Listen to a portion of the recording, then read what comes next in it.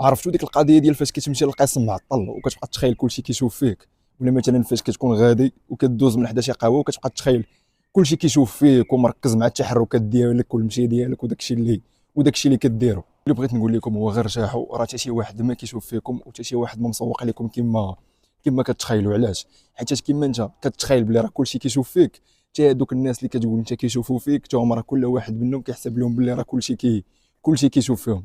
وهاد القضيه هادي ما كطراش غير هكاك. واحد البسيكولوج سميتو سافيتشي في 1999 كان دوى على هذا البلان ولقاه باللي كيتسمى سبوت لايت افكت.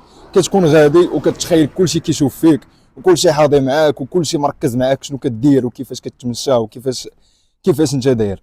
النصيحه اللي نختم بها هذا الريل هذا هي فوقاش ما يكون عندك شي اكسبوزي اللي خاصك ديرو ولا شي حاجه اللي خاصك ديرها وسط بنادم بزاف، ارتاح ما تستريساش. الا بديتي كتستريسا شويه تفكر بلي راه غير سبوت لايت افكت هذاك، وبلي راه كيحسب لك كلشي كيشوف فيك، وفي الحقيقه راه حتى حد ما مسوق عليك اخويا.